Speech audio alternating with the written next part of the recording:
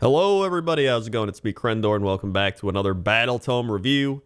This is pretty much going to be the new format I do for all my Battletome reviews, which is wonky Microsoft Paint reviews. I think people have enjoyed the Beast of Chaos one I did. I'll put a link to that up there in the cards if you want to check it out and you care about Beast of Chaos. But if not, here are the Gloomspite Gitz. So, if you want like really in-depth, powerful analysis, there's a lot of other channels out there. But me personally, I'm here for the goofy fun times. I'm not a tournament player, but I would say I'm a slightly above average player that plays usually at least like one game a week, whether it's a 2v2, a 1v1, whatever it might be. And I've gotten to play a few games with this book and test them out. So same with Beast of Chaos. So I'm going to, kind of give my experiences, what I think, especially in the new meta with Galician champions and all that stuff. So here we go. Allegiance abilities. This is also, I never played the old Battletome. I've played against the old Battletome. I've seen the frustrations of old Gloomspite Gitz players playing the old Battletome. In fact, some of my Gitz are bought from that person who played the Gitz and got frustrated and sold them. Now they're mine. So, the Bad Moon's Orbit is our first allegiance ability here.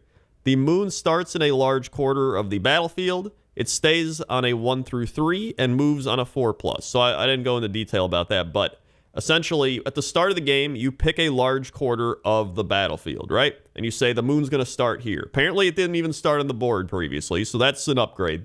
And then you always roll a dice at the end of the turn, right? So at the end of the turn, you're like, all right, let's see if the moon is going to move. And you roll the dice, and it's a 1 through 3.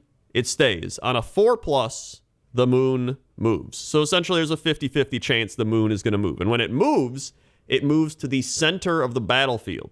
Now, when it's in the center of the battlefield, that means everything wholly within the battlefield map is counted as being under the moon. When it's in the large quarter, you have to be wholly within that quarter to receive the moon benefits. So, it seems pretty good. I mean, it does feel like the moon can move less now compared to the old rules that I was reading. So that is good. I'm pretty sure it's at the end of every turn, not the end of every round. Because at the end of every...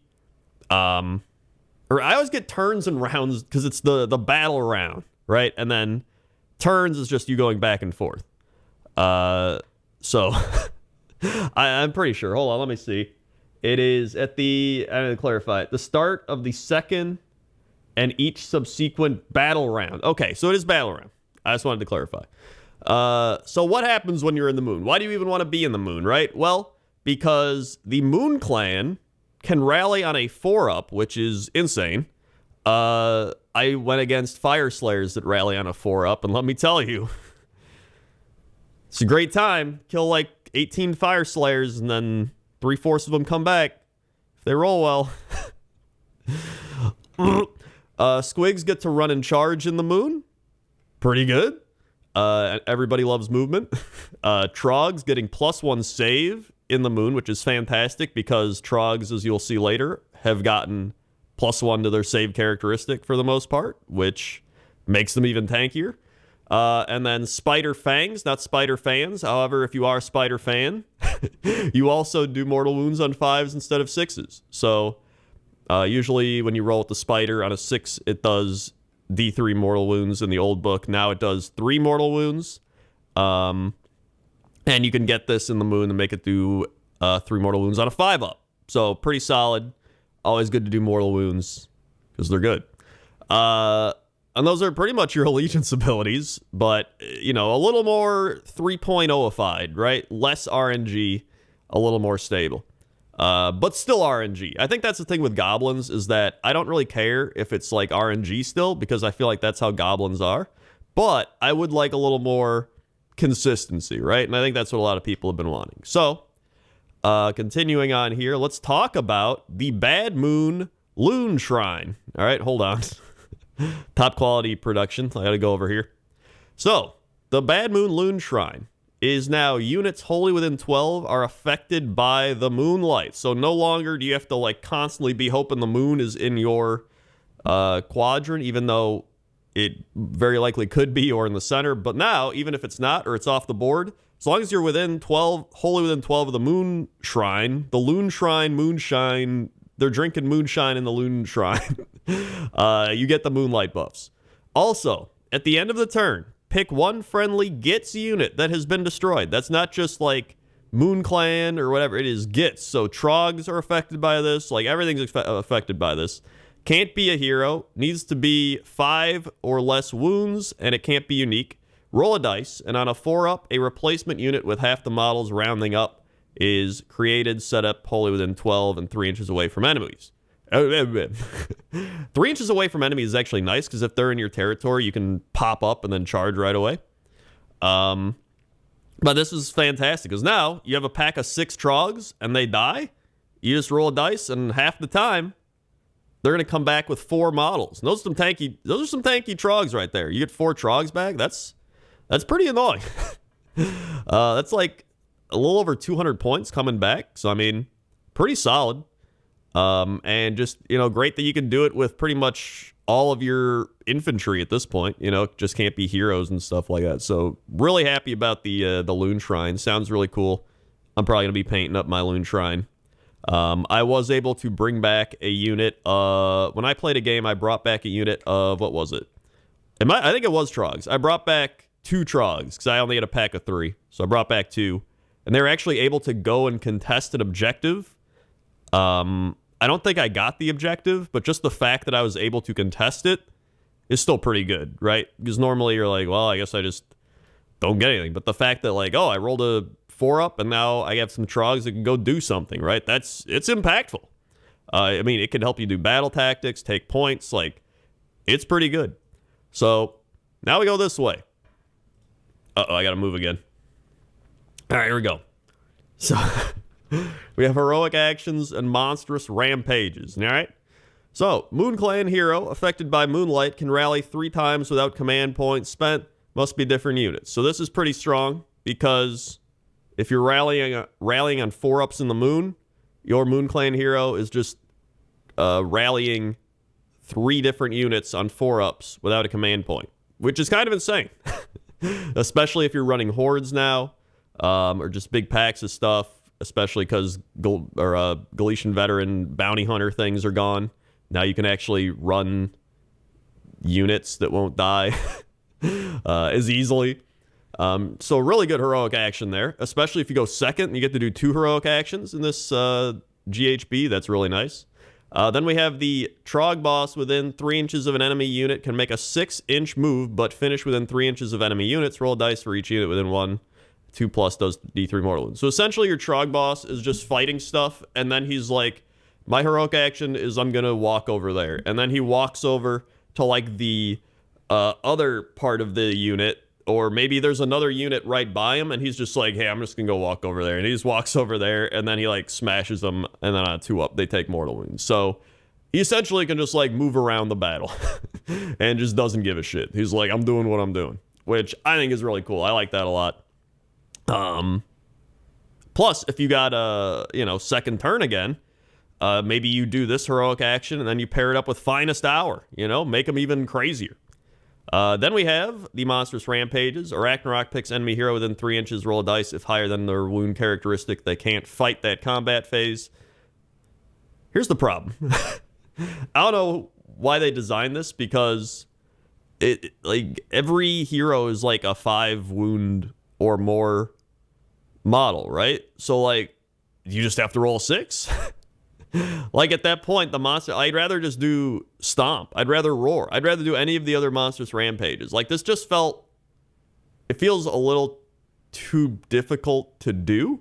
Like, maybe, I would have rather they made this like, the Ragnarok picks a hero and then roll 2 dice. If you roll higher than their bravery, then they can't fight. That would even make sense, because they're scared of the big spider, right? And you rolled higher than their bravery, and it's going to go off a good chunk of the time. Then the big spider becomes like a hero killer. They're afraid of the spire. GW. What are you doing? Why didn't they do that? That just seems like the most obvious thing. I just thought it up in like 5 seconds. Instead, they have this worthless one that nobody's going to use. Then we have a good one. Mangler Squig that made a charge can move 3d6 but finish within 3 inches of enemy units. So it essentially is the Frost Lord. It's like a Frost Lord, right? Where they can charge in and then they can also do a 3d6 move and like jump over the line and just keep going into your back line. So now the Mangler Squig can pretty much do that. He can just charge in and be like, nah, I'm going to go kill something else and be like, woo! As long as you end near enemy units, right? 3 inches. So really good. I mean, anytime you can essentially move like what? Let's say 18. So max distance you're moving here is like a 12-inch charge. And then let's say you roll 3 6s. This is the like greatest outcome scenario. You've got a 30-inch movement, which is insane. You're moving like almost across the board. Obviously, you have to roll perfect in that scenario. But I mean, even if you roll average, what was that? An average charge, let's just say 6 7 inches. And then 3d6, what's that, like 10? So, I mean, you're still going like 16 inches here. I mean, pretty good for your crazy hard-hitting Mangler Squigs. So, I like this. Honestly, out of all these, I think the spider one's just the worst one. And that's really it. Next up, we have... Uh-oh. I feel like I'm going to do this every single time. Okay, command traits. We have the Grots, we got the Trogs. So, the Grot command traits are a general within 12 inches of the Loon Shrine can use the Moon Clan Lair ability twice at the end of the turn. So, the thing that brings stuff back, you can do it twice if you're within 12 inches of the Loon Shrine. So, pretty good. You know, being able to roll that 4 up, bring a unit back twice. Pretty nice. Then we can cast 1 additional spell when in the moonlight. So really good if you got a wizard who wants to cast more spells. Then we have maybe my favorite one. The Loon Boss can make a 2d6 move after fighting and finish more than 3 inches away from enemies. So if you have a Loon Boss on a Mangler Squig and he decides to fight and he just beats something up and then he's like, all right, that was fun. I'm going to get out of here. And then he just leaves. As long as you don't roll terribly, which you probably will, you're going to get out of there. So you just fight and retreat after you beat something up. It's fantastic. And even if you kill something, you can, like, kill it and then move. So maybe there's something blocking an objective. Maybe they have a screen. You kill that screen, and then you go to the objective. Or maybe you kill that screen, and then you go to their squishy little wizard they're trying to protect with the screen, right? There's a lot of different things you can do with this. I know you do have to finish 3 inches away from enemies, but I mean, you can still get close enough to where the little hero guy with like 4 or 5 inches of movement isn't gonna get away from you, right? So it's fine. Then we have Spider Fang mounted hero doubles mortal wounds from spider venom, which is pretty good. I mean, you're going from 3 to 6 mortal wounds on your spider venom, so 6 mortal wounds. Just flat 6 mortal wounds anytime you're hitting that is, pretty nice. And then we have Squig Mounted Hero adds 1 to hit and wound rolls, which is pretty good. So overall, I think these are all pretty solid command traits, to be honest. Like, I can see somebody taking any of these. Hold on, I'm also making sure the first one I wrote down right. If the general's within 12 inches of a Bad Moon Loon Shrine in your army at the end of your turn, you can use the Bad Moon Loon Shrine's Moonlure scenery rule 2 times. Yeah, that's what it is. Okay, I just wanted to make sure it wasn't like re-roll it. Then we have the Trog command traits. Add 2 wounds to general wound and is a monster. So he gets +2 to his wound characteristic and he's a monster. Which the big thing here being he's a monster. He can do monstrous rampages. He counts as more in objectives. Yes. So that's pretty big. Then we have once per battle, roll a dice for each enemy within 3 inches. 2 up, they take a D3 mortal wound. This one sucks ass. Nobody's going to take this one. It's bad. Like, why? And you don't even get it. Like, once per battle, you have like an 80% chance to do D3 mortal wounds to everything around you. And most of the time, you're probably going to be around like 1 or 2 things. So, like, why? Why? You could just become a monster and then do this every time you fight in the monstrous rampage, right? You could just stop. So why would... I don't know. I don't understand. It doesn't make sense. And you get plus 2 wounds. Why would you want this? Why would you want this to, like, once per battle? It's essentially like once per battle, you can do the Stomp Monstrous Rampage in an AoE 3-inch bubble. Cool. Or I can just stomp. And then you have include Mork's Mighty Mushroom, Scuttle Tide, or Malevolent Moon for 0 points, and you can attempt to cast it like a wizard. This one's kind of cool. Because you can you pick one of the endless spells, which are pretty pricey, honestly, and you get it for free, and then they can try to cast it like a wizard. I think that's pretty neat. One of them is actually a moon. It's like the moon spell, but it also gives the 12-inch buff, the bubble buff, whatever you want to call it. So it's another way to always be in the moon. However, I think there's enough ways to be in the moon that it shouldn't even really matter.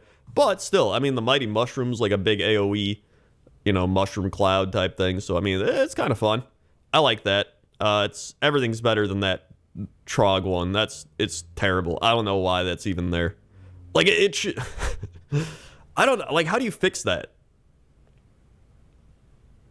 I'm trying to think. Like, how do you fix... Maybe once per battle, every enemy within 6 inches just takes D6 mortal wounds. Even that's, like, not good. I don't know.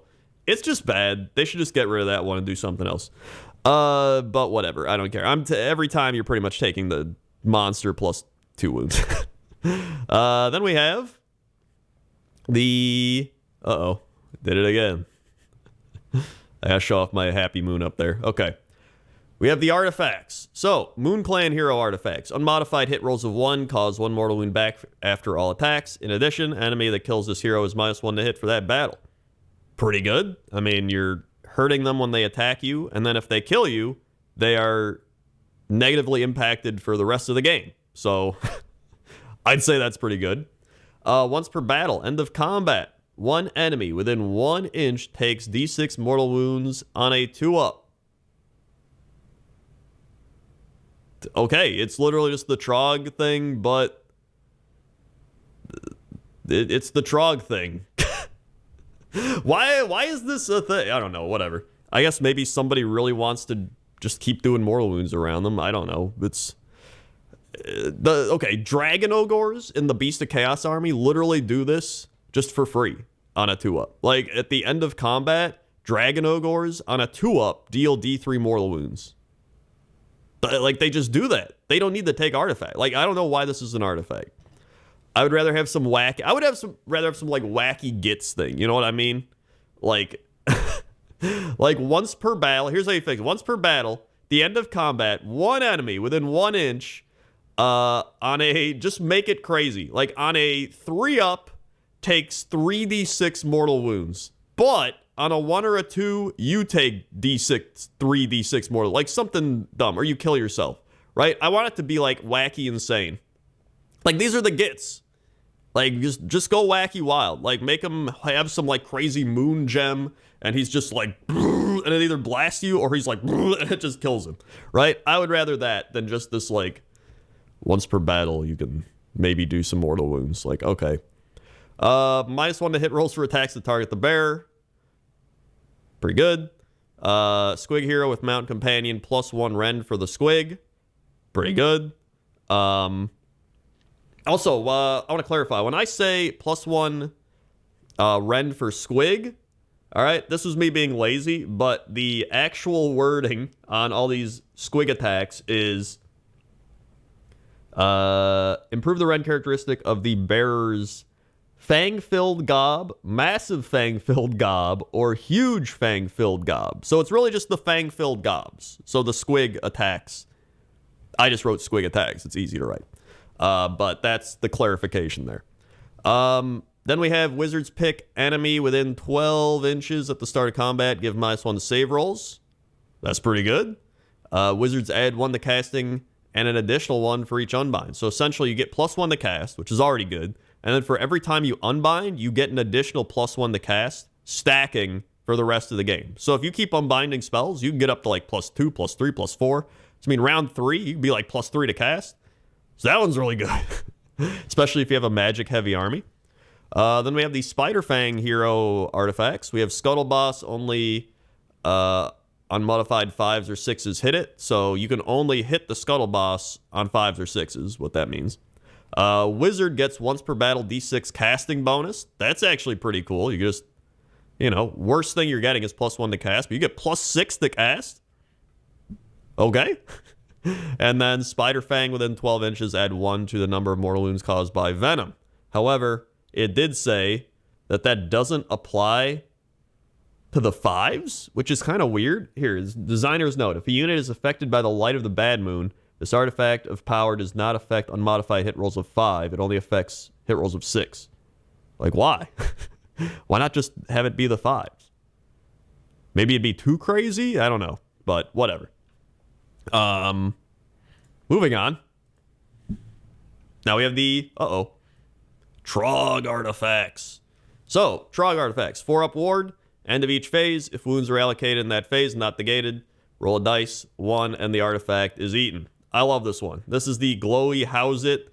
Apparently, this one used to be much worse. It would be like you had to roll more often or something. Now it's just whenever you take non-negated damage in a phase, you roll the dice, and then if you roll the 1, it's gone. So for the most part, you're probably going to have the 4-up ward, which is fantastic.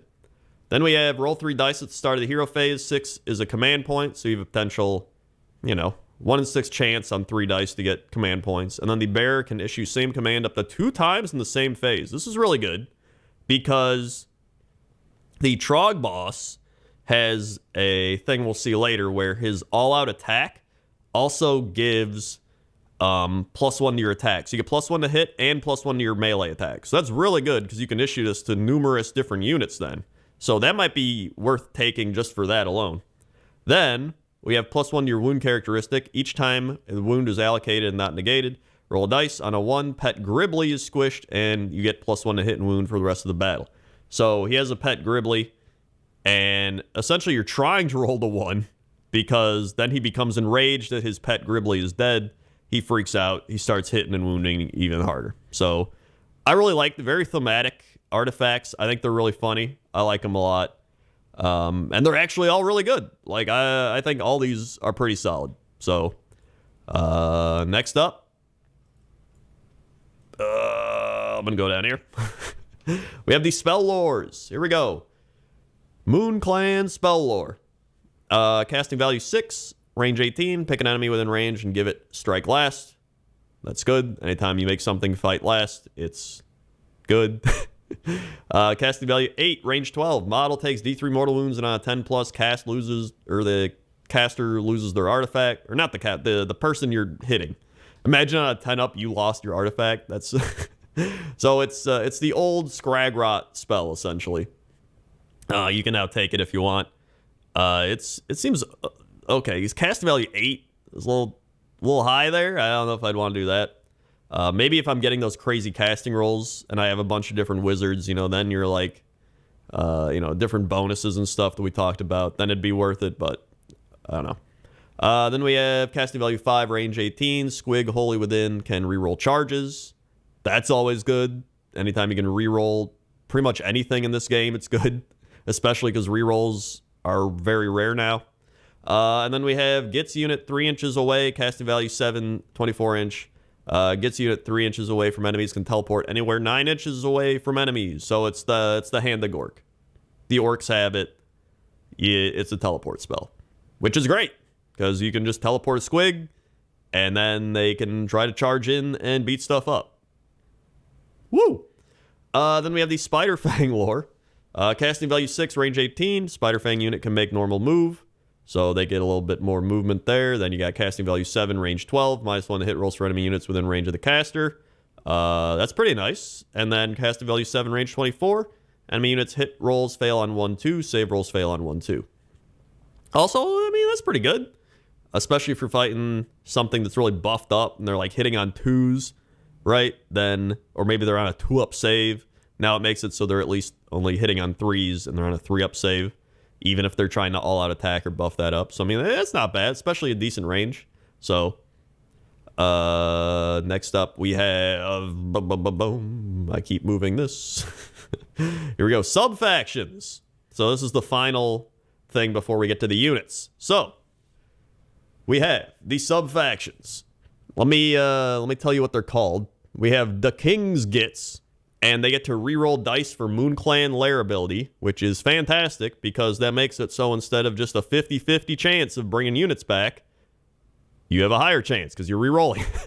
I'm not a stat magician wizard, so I don't know the actual, would that put it up to 75% because you're I don't know.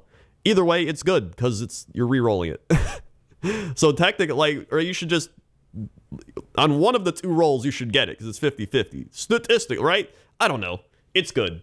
Then we have wizards. Wholly within 9 inches of other wizards can re-roll one of the casting dice. That's really good. And it doesn't clarify that it only happens once. So it's each time a casting roll is made for a friendly Bad Snatcher's Moon Clan wizard. These are the Bad Snatchers. If that wizard is wholly within 9 of any other friendly Bad Snatcher Moon Clan wizards, you can reroll one of the dice in that casting roll. So yeah, all your wizards can just do this, which is insane. So, I mean, what? If you roll like a 5 and a 2, you reroll a 2. Most of the time, you're going to get something better. Then you get the Jaws of Mork. You're adding 1 to your attack for all the squig attacks, the gobs. For Jaws of Mork squig units. If they made a charge. Oh, that's important. I didn't put that in there. If they made a charge move, you get +1 to your squig jaw attacks. Okay, whew. That's an important clarification. Then we have the Glog's Mega Mob. These are the Troggoths sub-faction, and each time a friendly Glog's Mega Mob Troggoth unit fights after all of its attacks have been resolved, the effect of its regen or greater regen ability is triggered. So this is insane, because you can, you regen in the hero phase. No longer need a 4-up. We'll get to that. And it's both hero phases. And then you fight, and you just regen after you fight. Not at the end of combat, but just after you fight. Pretty good. Then, if any Arachnaroks are in ambush, this is the Grim Scuttle. Up to 2 Spiderfang units can join them for each Arachnarok. Join wholly within 9 inches away from enemies. So for each Arachnarok in ambush, you could add in 2 Spiderfang units to that Arachnarok. So that's pretty good. And those are all those. Now we go to the units. All right, here we go. It's unit time. We have Scragrot. Scragrot has a 5-inch move and a 4-up ward. He has 4 attacks, 3x3 -1 D3 damage, and he gets a free command point every turn that he can use, so he can issue commands for free. Pretty good. Anytime you're getting free command points out there, it's fantastic. He has 2 cast and unbinds. He gets +1 to his cast and unbind, and he has an insane spell now, an actual insane spell. Casting value 3, so unless you miscast it, it's going to go off. You're getting +1, so even if you roll a 2 and a 1, it's still a 4. And he's got 24 inches on this. Pick an enemy and roll it equal to the cast. Each 3+ is a mortal wound. That's insane. Especially in the current meta of a lot of people are hiding their foot heroes near battle lines so they can't get shot. Well, this dude is just like, I don't care. I'm going to just snipe him with magic. So, I mean, and it's unmodified. It's unmodified. They don't say anything about, modifiers or anything, which means that, you get that +1 automatically. So if you roll a 7 on the cast, it's an 8, and you get 8.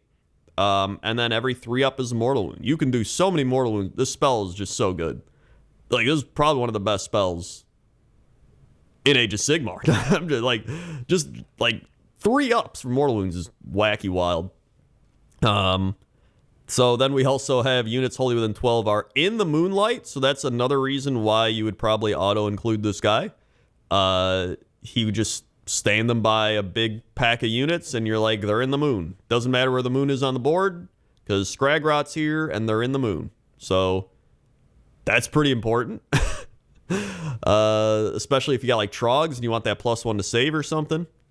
So then we also have once per battle, choose if moon moves or stays. So again, pretty big, because let's say the moon moves to the center. And then you get to like turn 2 or 3, moon's in the center, and you're like, you know what? Moon's going to stay in the center because Scragrot says so. And that's that. That's pretty good. There's now a nice amount of ways to kind of control the moon if you're the Gloomspite Gitz now. And Scragrot is one of those, and he's just a good wizard. He's a good leader. The only downside to him is he's not a Galician champion because he's unique. So that's really the only downside I can think of. Like everything else, like he's good. I think he's only 160 points, which is pretty solid for everything that he does. So I think he's just like almost an auto include. Next up, we have the much improved Gabapalooza. 5-inch move, 3 wounds, 6+ save, 5 bravery. It is also there's also a 4-up ward in the first round, a 5-up in the second, and then a 6+ in the third and after. Once per turn, in the hero phase, you can have the Scaremonger give a unit wholly within 12 +1 to run or charge. You have the Brugit give a unit wholly within 12 +1 to hit or wound in melee. Or you can have the Spiker unit give 1 rend to a unit wholly within 12. So, really good buffs. Like, really good buffs. Wow.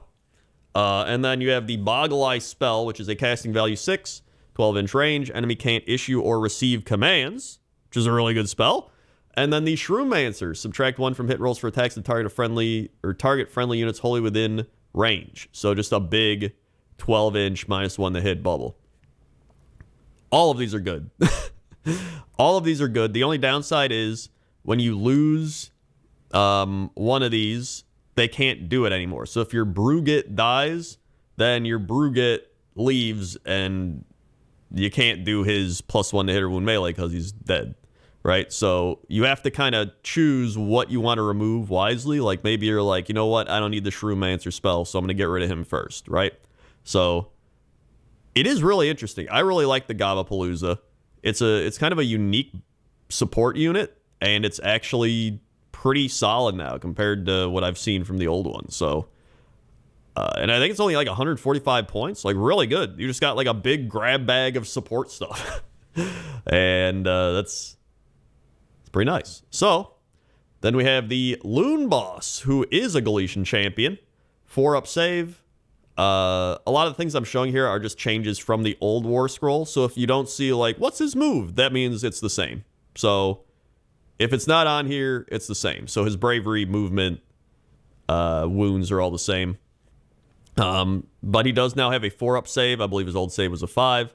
He's got a 2-inch range, 5 attacks, 3x3 -1 for D3 damage, so he hits a little harder than he used to. And he still does have 5 wounds.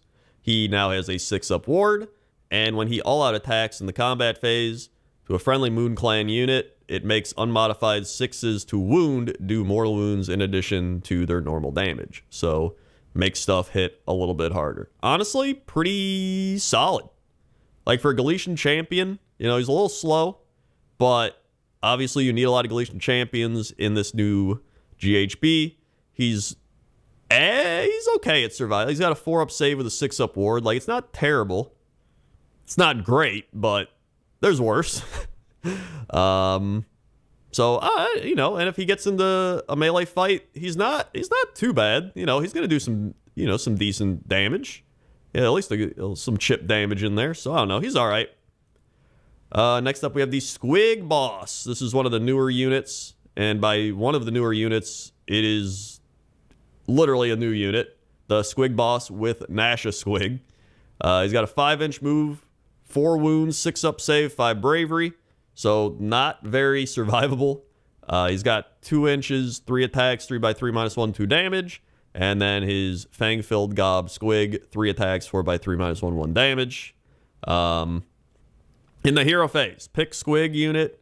I think just pick a Squig unit within 3 inches. Unmodified 6s to hit on Squig attacks, do 1 mortal wound in addition. That's huge. Then we have add 3 inches to the move characteristic of the Squig unit, and then add 1 to Squig attacks. So all fantastic buffs, honestly.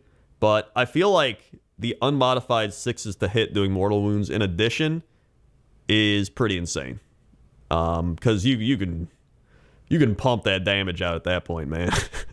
But, you know, maybe your guys are already strong enough. Maybe you just need that little bit extra move. Or maybe you're just trying to load up on attacks and you want the extra attacks to your, you know, your gobs. So, I mean, it's a nice little toolkit of picking what you want. But those, I feel like I would just keep taking 6s to hit doing the mortal wounds in addition. Then once per battle, Squig Herd, wholly within 12, can make a normal move. So you get this guy set up right by all the Squig Herd, and then once per battle, you're like, hey, all you guys can move. And they're like, brrrt. It's not just one Squig Herd, it's every Squig Herd, wholly within 12. But you obviously have to be wholly within 12. So that's another important thing. Still really good, though. So this guy, honestly, this guy's great. And he's a Galician champion. So, you know, just put him behind a Squig Herd. He can't get targeted. And he just can sit on an objective, do whatever. And then the Squig Herd blocks, or screens, which is really nice. Next up, we have the Sneaky Snufflers. As you can see, I had an amazing Sneaky Snuffler drawing there. 3 attacks, 4x4 -1, 1 damage. 2 attacks, 4x4, 1 damage. Obviously, you don't want to get into combat with these guys. They have a 5-up ward. And at the start of movement, you can harvest mushrooms. When you do that, you cannot move. You can make a harvesting roll. You can add 1 to the roll if you're in the moonlight. You roll a dice. On a 1 or a 2, nothing happens. On a 3-up, give a Gitz unit wholly within 12 a 5-up ward. In addition, if you roll a 6, you get a +1 to attack characteristic of melee weapons.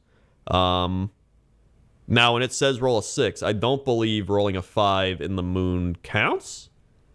Let me clarify, but I don't think it does. Wee woo, here we are. I'm just gonna read it for you. At the start of the movement phase, you can say that this unit is harvesting mushrooms. If you do, it cannot move in the movement phase, but you can make a harvesting roll by rolling a dice. Add 1 to the roll if this unit is affected by the light of the bad moon. On a 1 or a 2, nothing happens. On a 3-up, you can pick a friendly Gloomspite, get unit wholly within 12 of this unit. The unit has a ward of 5-up until start of the next hero phase. In addition, if the harvesting roll is a 6+, add 1 to the attack characteristic of that unit's melee weapon until the start of your next hero phase. Actually, no, it would. It doesn't say unmodified 6. So yeah, on a 5, if you're in the moon, it gives +1 attacks. That's pretty good. That's actually really... I'm not gonna lie, I've been trying to order Sneaky Snufflers for the last, 3 weeks. Maybe 4 weeks, and they've just been out. Because, you know, obviously, I got this Battletome early. Thank you to Games Workshop for giving me this Battletome early. I forgot to say that at the start, but I've been like, dude, I gotta get some Snufflers. These are gonna be great. And then they just haven't been in stock. So, bleh. Either way, these are pretty good. I like these. I mean, you can give this buff to literally any Gloomspite Gitz unit. So, I mean, if you got Trogs and you want to make your Trog, your Fellwater Trogs that don't have a ward, boom, they have a 5-up ward now, right? Just, I mean, having a 5-up ward is pretty solid. Just for, you know, maybe your Trog boss wants that. Maybe your Dankhold Trog, like whatever. It's really good. And then giving them the bonus attacks on top of it where they're already hitting hard. Like, I think these are really good in a Trog build. I mean, even just a Squig build. I mean, really just anything. These are just good. So, next up, we have the Fungoid Cave Shaman. He's now at 5 wounds from 4. Not visible to units more than 12 inches away. Once per battle, he can gain an additional spell cast. And he's got a spell casting value 7, range of 6. Each enemy in range takes D6 mortal wounds, which is pretty good because you're just doing a AoE mushroom nuke, essentially, where he's like freaking out, like, there's enemies near me. I'm just going to mortal wound him for potentially 6 mortal wounds, right? He also has 3 attacks, 3x4 -1, 2 damage, and 2 attacks, 4x4 nothing, 1 damage. So, honestly, he's pretty good. I think he's only like 80 or 90 points or something as well. So, I mean, he's also a Galician champion. So, I mean, I honestly think he is another, like, must-take type of hero for how cheap he is and what he does. And on top of it, at the start of your hero phase, roll a dice. On a 4-up, you receive 1 extra command point. So again, it's another little bonus there. He's just giving you more command points to take for free. 50% chance. So I really like this guy. He's probably one of my favorite casters in the Gitz army. And yeah, I put him in most of my lists. Moving on, we have the Squig Herd. So Squig Herd have gotten the upgrade, as well as most of the other Squigs, of having a consistent move in addition to a little randomness. So now it is a D6 plus 5 move, 3 attacks, 4x3, -1 damage. And then the Squig Herders themselves get 2 attacks, 5x5, 1 damage. They obviously don't do as well as the Squigs that are, chomping away. This unit cannot receive commands, but at the start of the hero phase, roll a dice for each Squig Herder. On a 2+, you restore D3 Squigs for each 1 a Squig Herder is slain. So I like that. On a 1, they essentially get eaten, but on anything else, you're restoring a big amount of Squigs to that pack. And the big thing is when a cave Squig flees, pick an enemy within 9 inches, and on a 2-up, they take a mortal wound. Apparently, the old one used to be like 6 inches, the unit you're fighting, something like that. Now it's just, if you charge into a screen and there's like a hero behind it, right? Because obviously a lot of times foot heroes are going to be by a unit that's screening for them, and you have a bunch of cave squigs flee, and you're like, all right, I have 6 cave squigs fled, and you roll 6 dice, and 5 of them are 2-ups, and you're like, all right, that unit takes 5 mortal wounds. And most of the time heroes have about 5 wounds on them, and you're like, oh, I guess your hero's dead. Right? Like, this is actually insanely strong, especially just 9 inches away. Like, really good. I think Squig Herd are going to be taking a lot. Like, they are solid. So, big fan of the Squig Herd, especially with all the buffs you can give him. Giving +1 attack, giving 6s to hit, do mortal wounds. Like, really good. Now we have the Loon Boss on Mangler Squigs. Loon Boss on Mangler Squigs. So I didn't do a Mangler Squig chart because Mangler Squigs are literally the exact same, but without the command ability and the Loon Boss attack. So yeah. So Mangler Squigs, 14 wounds. Their movement is D6 plus 10, 7, 5, and 10. So you might be like, what? But essentially, when they're on their final wound, they become enraged, which I think is really cool. I like that a lot. So if you're wondering what the wound table is, it is on a 0 to 6 wounds suffered, they get the D6 plus 10. On a 7 to 9 wounds suffered is D6 plus 7. On a 10 to 12 is D6 plus 5. And if you've suffered 13 or more wounds, it's D6 plus 10. But they only have 14 wounds, so literally when you're on your final wound, you can freak out. They get the Loon Boss has his Moon Kutta. That's 5 attacks, 3x3, -1, 2 damage. And then the actual Mangler Squigs, Huge Fang-filled Gobs, are 4 attacks, 2-inch range, 3 by... Wait, I didn't put the wound. 3x3, -1 for D6 damage. And then same wound table, so then it goes up to a 4x3, a 5x3. And then if you're down to the end, you're at a 2x3, -1 for D6 damage.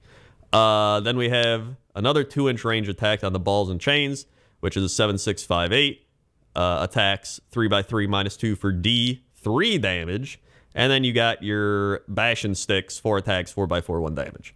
So this thing can put out damage. After charge move, roll a dice for each model in the enemy unit to a max of 10, and a 4-up is a mortal wound. So if you charge into a pack of 10 dudes, you roll 10 dice, and you're on average going to do 5 mortal wounds, which is pretty good because most of the time that's probably going to kill half the 1 wound models in that unit. And this is before you get to fight them anyway, you know what I mean? So you're weakening them before you hit them with all these insane attacks. And if the Mangler Squig is slain before removed, roll a dice for each unit within 3 inches, and on a 4-up, they take D3 mortal wounds. Essentially, they just bite you on their way out. And then this is specific to the Loon Boss, specifically on the Mangler Squigs. Once per battle, at the start of combat, add 1 to wound rolls for Squig units wholly within 18. So, pretty good, because that usually makes all your 3+ wounds go to a 2+ to wound, which is fantastic, especially because, you know, usually hit rolls have more things you can do, like all-out attack. That's it, all-out attack, and there's usually a lot of hit buffs, but wound, getting buffs to wound is usually a lot harder, so getting that +1 to wound is actually really nice. So yeah, and I guess they thought so too, because this dude's like 370 points now. And I think Mangler Squigs are like in the high, like 280, 270 something. I don't know, it's pretty crazy, but he's still really good, right? Like, you're getting some crazy damage out of this. But I mean, overall, he's still got a 4-up save, so not the most tanky thing. But I mean, if you're charging in, you're going all out glass cannon, right? You're just trying to chunk stuff down. And on top of that, you can do the charge, and then do the monstrous action where you do the 3d6 move as well. So that's also another potential thing you can do here.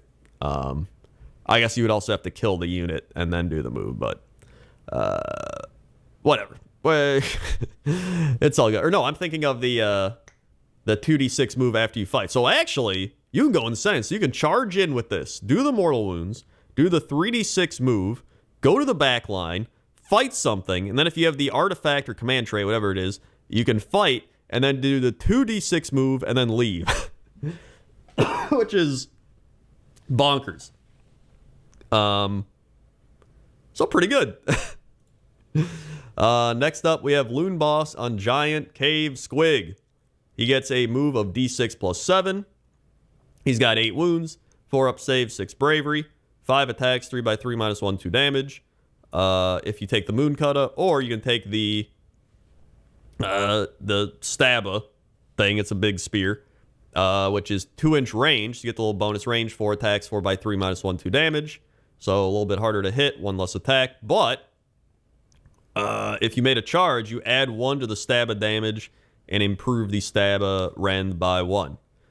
So it goes up to 4 attacks, 4x3 minus 2, 3 damage, which gets pretty spicy.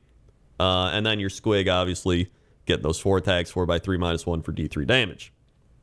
Then we got in the combat phase, pick Boingrot within 3 inches of enemy, wholly within 12 to fight immediately after this one. So this one's pretty cool. Because, you know, another one of those, if this guy fights, then those guys get the fight, right? Which is always really strong. Squig Hoppers. They move D6 plus 10 now. 1 attack, 4x4, 1 damage for the dudes on the top of the Squigs. And then 3 attacks, 4x3 minus 1, 1 damage for the actual Squigs. After a normal move, run, retreat, pick an enemy unit, and roll a dice for each model in this unit that passed across a model in that unit. 4-ups are mortal wounds. So you're just trying to move around, hop over stuff, and hurt them on the hop is what you're trying to do. So probably just have like a pack of 10 and then, you know, make them a little 5-pack and just hop around over stuff, essentially.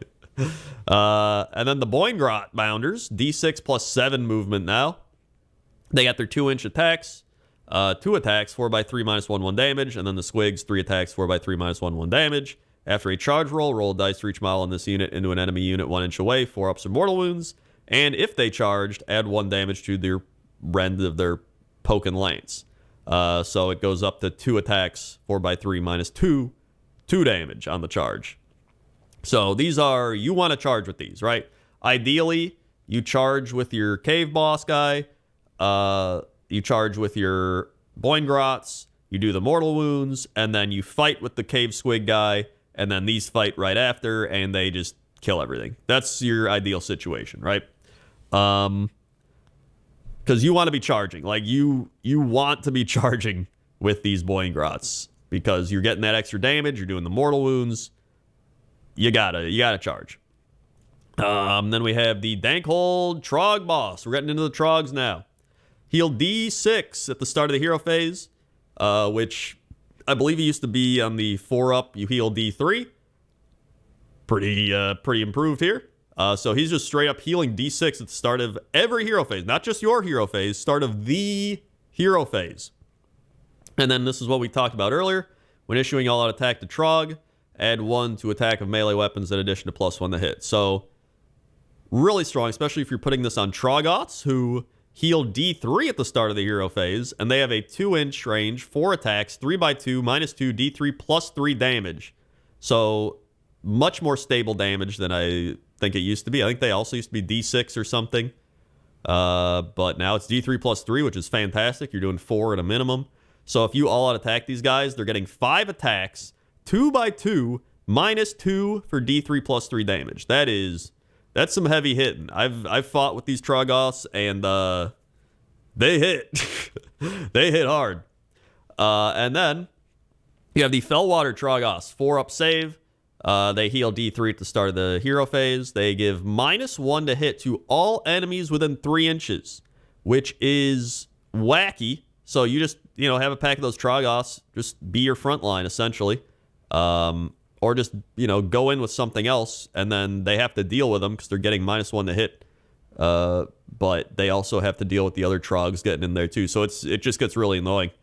And then the biggest thing with these guys is they can do their vomit attack, and if they vomit and the wounds are not negated, so if like you vomit and they get hit by the vomit and take damage from the vomit, they have -1 to their save rolls and ignore positive modifiers to save rolls until your next hero phase.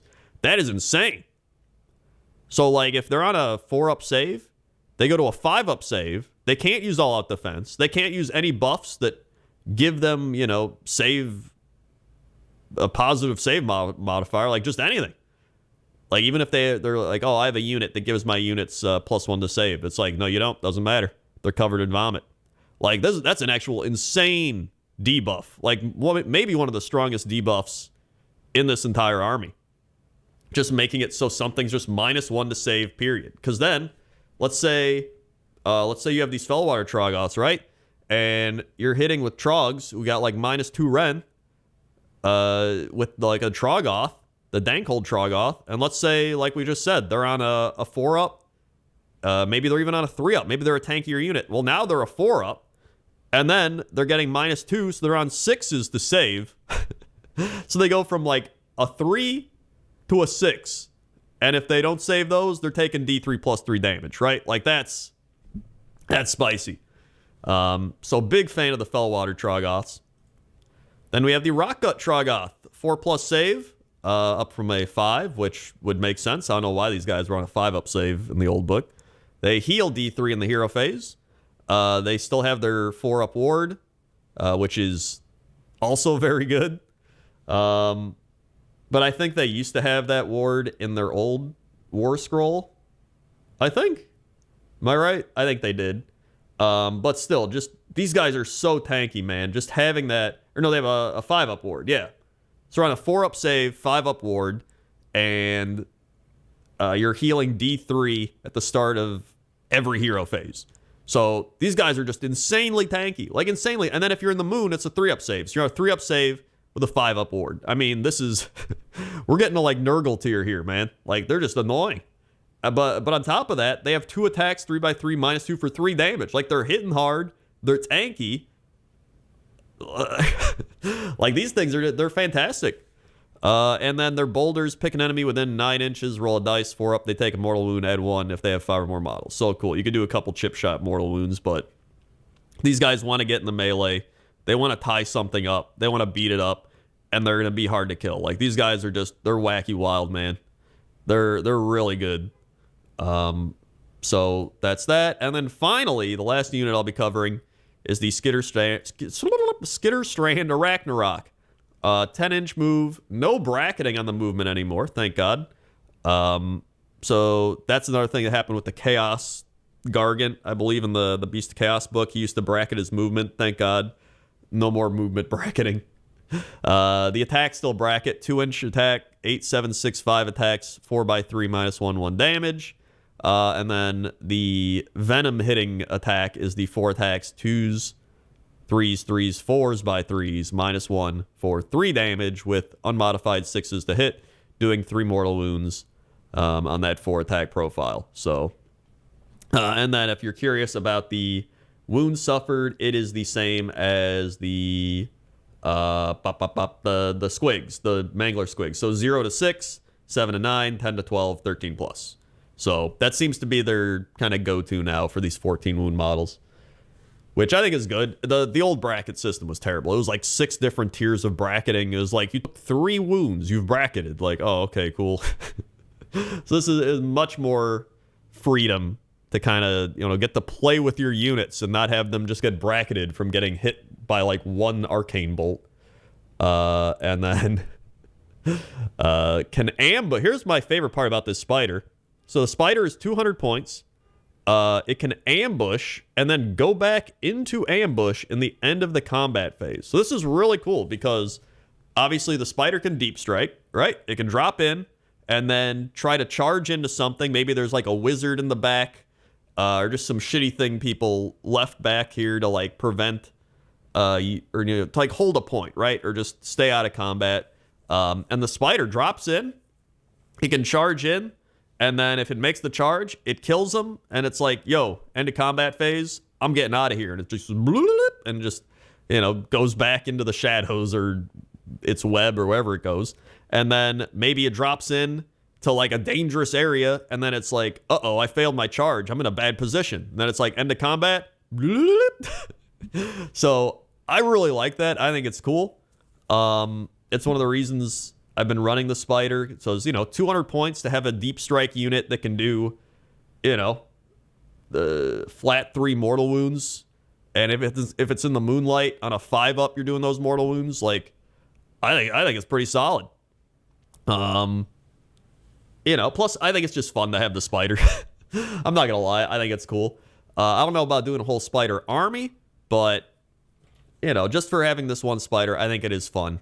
And I don't know how competitive it is, but again, I'm just having fun, man. I think it's a cool, fun unit, and just the being able to go back into ambush is really nice. Although if you're in ambush in the, was it 4th battle round? I think it's for the start of the 4th battle round. You just are gone. You can't come back. So that's bad.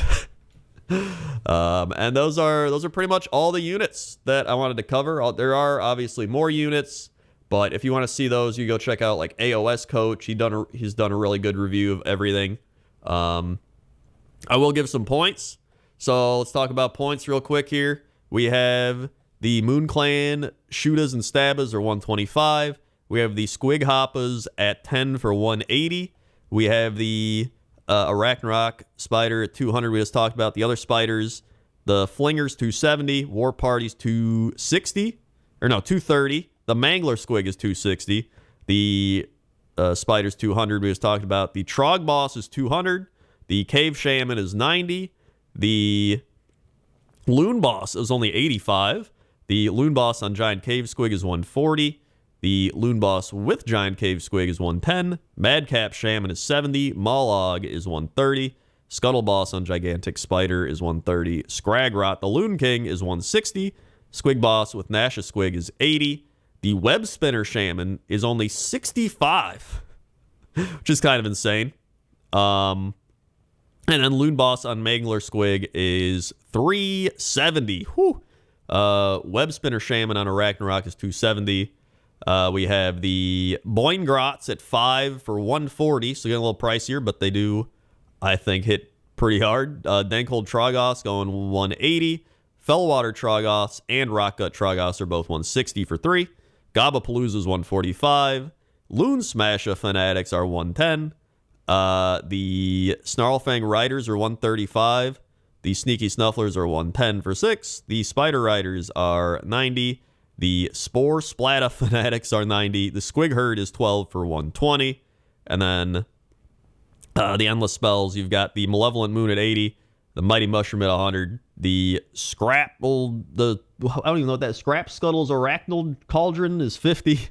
Then Scuttle Tide is 85. So, I actually think the Web Spinner Shaman is one of my favorite, Galician champions. He's literally a 65-point Galician champion that can cast, one of those, the spider spells we talked about earlier. Just giving, -1 to hit, or, just some annoying thing, 1s and 2s always fail and stuff like that. Plus, he can cast an Endless Spell. He can cast just Mystic Shield. You could literally have a Web Spinner Shaman for 65 points that can stand on a point and do Galician champion stuff and give like Mystic Shield.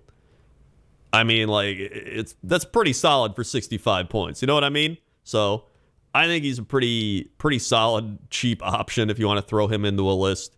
But overall, I'm pretty happy. Honestly, I'm a little upset with the Snarlfang riders. They got added in. They're okay. I thought they were going to be a little better. Like, they don't have any rend, which is kind of disappointing. Which is why I didn't include them. I know a lot of people are like, dude, the new model, the new riders, but like I don't know. They're okay. I mean, I don't think they'll be bad if you want to run them, but they're not like amazing or anything, right? So, you know, I think they get one rend if something's taken wounds. So, like, that's okay. But there's just so many synergies with other things that I think I'd rather just run those. So, either way, thanks for watching this review. I hope you enjoyed it. And I know I'm just excited to be playing the Gloomspite Gitz with a Battletome that is at least, like, decent. It has like good rules. There's no weird, wacky, dumb things. There's just wacky, fun, goofy things, right? Like, you know, having D6 plus 7 movement instead of just 2D6, or you know, not having to roll a 4 up to heal yourself, right? Just things like that. Just quality of life things, but keeping that RNG still around. And I like it. I love it. I want some more of it. Gloomspite Gitz. So thanks for watching. Like, comment, subscribe, all that good stuff. If you missed my Beast of Chaos one, go check that out as well. And I hope the Seraphon book is also really good in the summertime.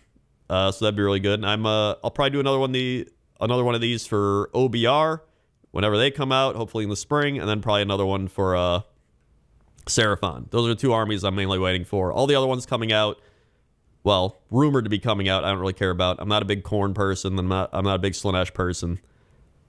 I don't really have any Fel Eater courts, although maybe it'd be a cool book. I'd probably do that book because there's not that much in it anyway. So maybe, or Flesh Eater courts, not the Fel Eater courts. I don't know what I'm saying. So yeah, thanks for listening and watching. I'll see you next time. Okay? Okay. See ya.